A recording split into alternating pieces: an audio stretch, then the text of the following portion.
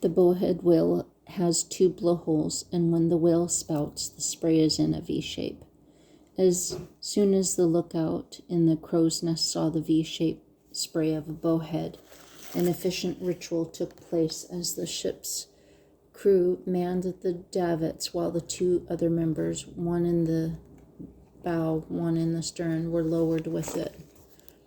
Then the four on the ship would slide down the lines into the whaleboat, remove the lines, and be off. The number of whale bones carried on whaling ships varied, but in all cases there was one known as the ship's chance, or the captain's boat, which was to be lowered only when a whale came up close to the ship and their other boats were gone. Generally, when a whale was being chased, the captain remained aboard the ship, unable to take part in the adventure for which he had endured months of Arctic winter. The crew of the whaleboat would immediately put the mast in place and raise the sail, knowing from the lookout the direction the whale was taking, and knowing from experience the whale's approximate speed. The whaleboat crews could calculate the area they should spread their boats in to be ready for the bowhead when it reappeared after about 20 minutes submersion. Our first officer, Bowles, had a reputation as a fine whaleman. Captain Porter, however, had very little experience whaling and knew practically nothing about the game. I often heard Bowles ask Captain Porter not to start the engine while the whaleboats were down after a whale, as the sound would galley them, which in whalers' language means would scare them. Sometimes when the boats were after a whale or 2 or 3 miles from the ship, the captain would tell me if I was on watch to start the engine ahead as slow and easy as I could. Water, you know, is a great conductor of sound, and bowhead whales are far more sensitive to noise than other whales are. Some whales pay no attention, but the bowheads are very quickly galleyed by noises. The minute they hear something, they are gone. That is why whaleboats used sails when they went after a bowhead. The noise of oars would always scare a bowhead away. But Captain Porter would get excited when he saw whales around, and he wanted to know what was going on. Of course, when the whales heard the ship's engine, they were off like a flash. And Bowles had no chance at all. Time and time again, when Bowles got back aboard, he'd ask the captain if the engine had been turned over. Yes, but very slowly, Captain Porter would answer. Well, damn it to hell, the first mate would shout. I've asked you to leave the engines alone when the boats are out. You drive the whales away from us. We might just as well start for home. Then Captain Porter would say it wouldn't happen again, but Bowles knew it would just as soon as a whale was in sight. Captain Porter was an old-time master of deep-water clipper ships and a genuine sailor and navigator. But he was out of his latitude on the deck of a whaler. We caught no whales at all. The first part of August rolled around, and it was time to return to Herschel Island. There we met the genie to get our mail, coal, and provisions, and then we started for Point Barrow. From Point Barrow, we were to go to the westward whaling grounds and hope for better luck. Then we were to go south to San Francisco. We got ready to leave for the westward. This would be our last chance to make a payday. About September 10th, we reached Point Barrow, where we found the steamers Orca and Belvedere. Every evening, Captain Porter, along with Captain Sherman of the Orca, would go aboard the Belvedere for a drinking party with the Belvedere skipper, Captain Millard. This went on for several days. The wind hauled and brought in a cake of ice probably 1.5 miles long and 1/8 to 1/2 mile wide. The captains didn't pay much attention to the ice or to anything else during their parties.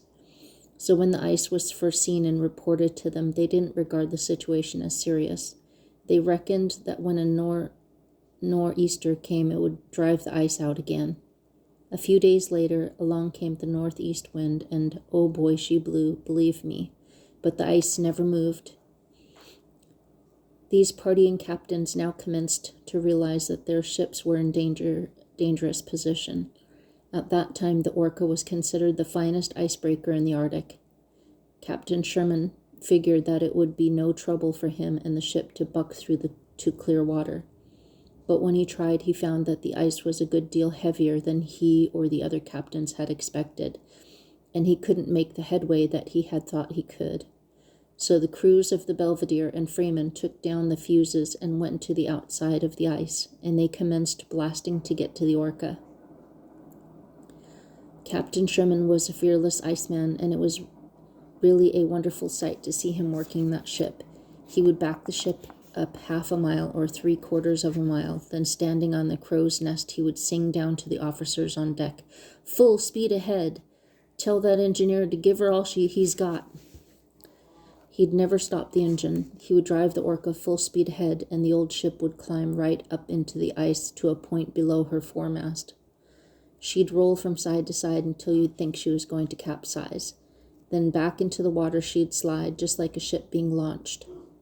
Well, it took them 3 days, Captain Sherman working the ice from the inside and the men blasting from the outside. Probably 5 tons of powder were used for blasting. The men would put a 5-pound can of black powder on the end of a long pole, light the fuse, shove it under the ice, and then get away. The Orca finally got through. The Freeman came next, and then the Belvedere. The Orca had lost part of her rudder, so we all headed for Barrow, where it could be repaired.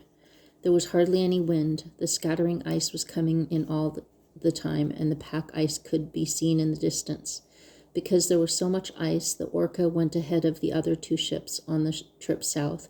She kept going day and night, but the Freeman and the Belvedere stopped when darkness came. It was said that Captain Sherman practically lived in the crow's nest, not even sleeping, during those 3 days of the trip to Barrow, and I believe it. The 3 ships anchored at Barrow right alongside the wooden buildings of the Cape Smythe whaling and trading station. The station had been set up by H. Leib's Company of San Francisco. It was used as a permanent base from which whales could be caught, and it had some equipment the Orca could use. The rudder of the Orca had been damaged so badly that she could proceed no further until it was repaired. It was reported that Captain Sherman told Captain Porter and Captain Millard that it would take a couple of days to repair the rudder, and for them not to wait for him, but to go on to the westward whaling grounds. I could never understand why they waited for Sherman, but wait they did. Captain Porter and Captain Millard both had good ships, well manned, and they could have gone and maybe made a payday for themselves and their crews. The Freeman had been away for 4 years. Those men who had been on her all that time would return to San Francisco without making a dollar.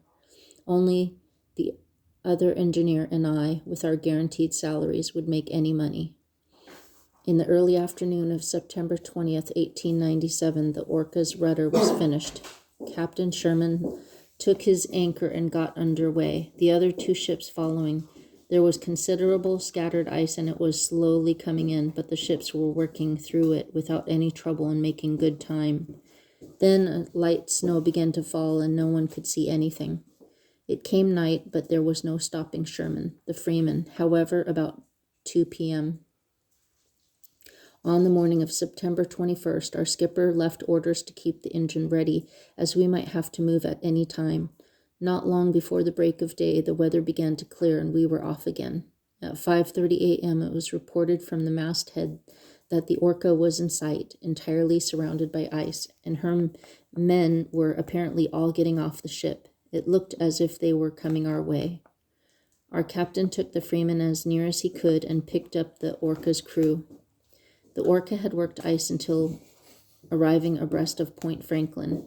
There the ice seemed to be only a narrow strip between the ship and the open water, and Captain Sherman had commenced to try to buck his way through. It was still dark, and no one could see very far ahead.